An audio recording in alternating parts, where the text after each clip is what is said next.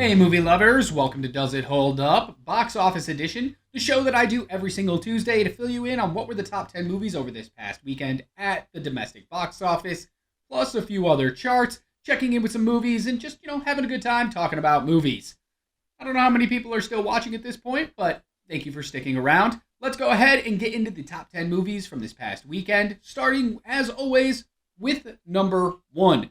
No surprise here, it's going to be Ghostbusters Frozen Empire, taking in just over $45 million, which isn't that impressive when you think about the fact that it's a Ghostbusters movie, but it's a pretty solid opening. We're going to check in how it ranks among all the Ghostbuster films a little bit later in the show, so hang around for that. In second place, yet again, is Dune Part 2 in its fourth week with $17.6 million, just a 38% drop. It is now at $233 million domestically, and it's going to keep climbing. It seems to be making a pretty hefty amount of money week on week. Can it get to 300? I don't think so. So maybe 275, 250, we'll find out. In third place is Kung Fu Panda 4 in its third week with $16.5 million, a 45% drop, but it's crossed $130 million so far, so pretty sure it's doing all right.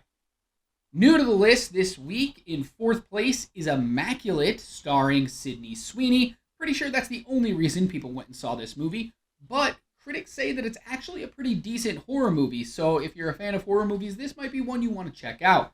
It took in $5.3 million in its opening weekend.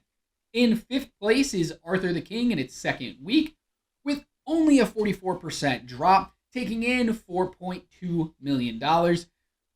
Just right around that $15 million mark. I'm sure they wanted more. I mean, that $15 million probably really doesn't even cover Mark Wahlberg's salary for the movie, but it might be one that just kind of legs out a little bit bigger of a number here. Moving into 6 through 10, in sixth place is another new movie to the list, Late Night with the Devil. Apparently, this is another good horror movie. It's crazy to think how there's two good horror movies in theaters at the same time in March. But here we are. It took in $2.8 million. And quick side tangent, I saw a lot of articles this past weekend talking about this movie, and a lot of them were like, you won't believe what happened with this new horror movie. It made $666,666 at the box office. That was their headline to get you to click on the article. Yes, of course it made that much money. And then guess what it did? Made more than that. Clickbait stuff is the most annoying shit on the planet. I cannot stand it. Now, if the movie would have ended at that number, that would have been a hell of a story. Everybody would have been on that. But the fact that they're using that to be like, come read our article, just gives me a headache. I can't deal with that kind of stuff. In seventh place is Imaginary in its third week, a bad horror movie, taking in $2.7 million, a 50% drop, but it's at 23.6 domestically so far. It's a Blumhouse movie. Probably costs like $5 million to make. It's going to make about 25. They're doing all right. In its third week, Love Lies Bleeding comes in eighth place with $1.5 million, a 37% drop. This movie increased largely last week, a 1,500% increase as it moved into wide release. So technically, this is only the second weekend that it's been in wide. So to hold that well, it's not making that much money, but it's strong holds, and there's good word of mouth on this movie. So it might hang around just a little bit longer, or I could be completely wrong and it's out of the top 10 next week. I don't know. We'll find out. In ninth place is Cabrini in its third week with another $1.4 million, $16 million overall. And rounding out that top 10 in its sixth week is Bob Marley, One Love, with just over $1 million, a 53% drop, and it is crawling ever closer to that $100 million mark with $95.3 million domestically. Will it get to $100 million? I don't know at this point. I thought for sure it would get there, but now it just seemed to fall off pretty quickly. And if it's out of the top 10 next weekend, which I expect it will be with a couple new movies coming to theaters, I hope it gets there, but I'm not 100% sure that it's going to get there. 3 movies fell out of the top 10 this past weekend. One Life and the American Society of Magical Negroes both fall out after just 1 week, and Ordinary Angels has a pretty decent run and falls out after 5 weeks. So a new chart that we brought to the show last week was a weekend comparison chart, 2023 to 2024. How's the box office doing compared to the same weekend last year? Well, we just passed the 12th weekend, and this is kind of what it looks like. Last year, in 2023, we made about $116.5 million for the weekend. This year, $103 million. So pretty close. I'm sure they wanted a little bit more from Ghostbusters. Thought those lines would tighten up a little bit, but we're not lagging that far behind, especially when we don't have any major movies in. You can say Ghostbusters Frozen Empire is a major movie, but when you look at what happened with Ghostbusters Afterlife and 2016 Ghostbusters, maybe it's not a major franchise anymore. So that was the number one movie from this past weekend. But last year, John Wick 4 was the number one movie in the 12th weekend, and that's why I think it's slightly higher, because John Wick 4 had a great opening. Let's go ahead and look at the top 10 movies so far of 2024. There's actually no change from last week. Everything stays in the same place. So we have Dune Part 2 in number 1, Kung Fu Panda 4, followed by One Love, then Wonka, Migration in 5th, Mean Girls, Beekeeper, and Anyone But You, 6, 7, and 8. And the bottom two movies are Aquaman 2 and Argylle. Here's what's going to change next week on this list, though, is Argyle's definitely going to fall off because Frozen Empire is going to jump into the top 10. It's probably going to pass up Aquaman 2. How big can Godzilla x Kong, A New Empire, open up? Will it open up into one of these 10 spots and knock Aquaman 2 out? Or is it going to fall just short? We'll check in again next week. I said earlier in the show that we were going to look at Ghostbusters movies and see kind of how Frozen Empire stacks up against the other ones. So you know what we did? We went and looked at all 5. Yes, there have been 5 Ghostbusters movies since 1984.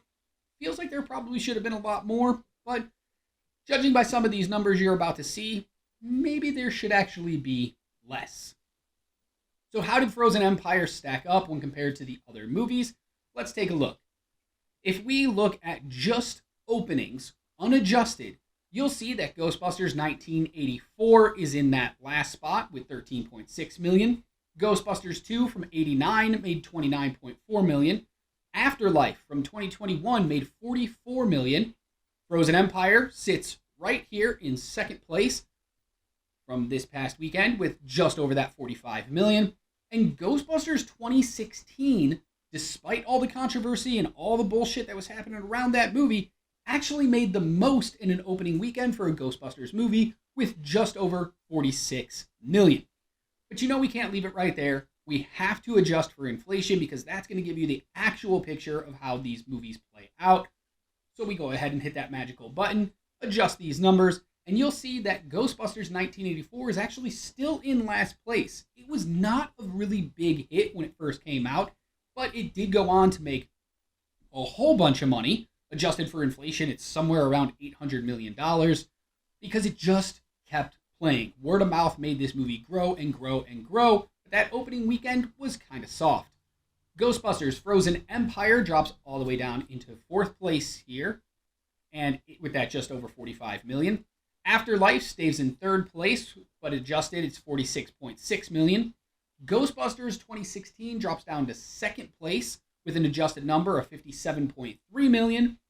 And Ghostbusters 2 from 1989, adjusted for inflation, jumps all the way up to $79.6 million, showcasing the biggest opening ever for a Ghostbusters movie. Frozen Empire from this past weekend. Look at this. That's insane. This has big stars in it. It's a legacy franchise. Afterlife did pretty well, making about $130 million in 2021 when theaters weren't really open everywhere. Still took in a pretty hefty number. Opened about the same as Frozen Empire. But now, is it really going to do that well? I saw it just a couple days ago. We're going to have a review for it out tomorrow. It wasn't a good movie. That's all I'm going to say right here.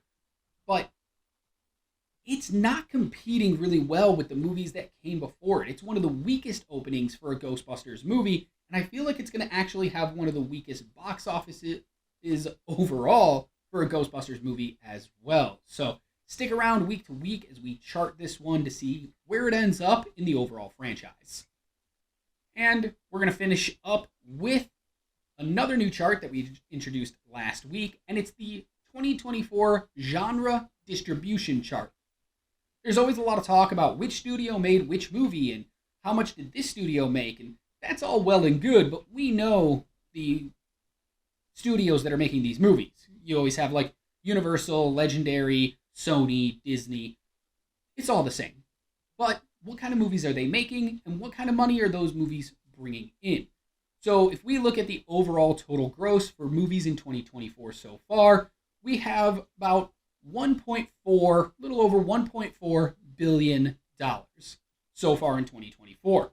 And this is how it kind of breaks down. Action movies account for about 34% of that. Dramas moves up into second place here with 19%, making up that total gross. Comedies moves up into third place with 15.5%. Musicals, 12%. Adventures, just under 8%. Romantic comedies, 4.5%. Thriller and suspense, just slightly over 3%. And all other genres making up another 3.1%. It's nice to look at charts like this to kind of see how it all breaks down, because you need to know these things. The fact that action movies are making so much at the beginning of the year, I wouldn't be surprised if every studio right now is scrambling to put together another action movie to put out next year. Not understanding that the reason that number's so high is Dune Part 2. That's technically considered an action movie, and that's really boosting that number. You're going to get Godzilla x Kong this coming weekend. That's also a sci-fi action movie, so that's going to boost that number a little bit more as well. Doesn't mean that those movies are always going to make money, but it's interesting to look how these genres kind of break down. All right, that's it for me this week, breaking down this past weekend's box office. I'll be back again next Tuesday to talk more about the top 10 movies and check in on how everything's playing out.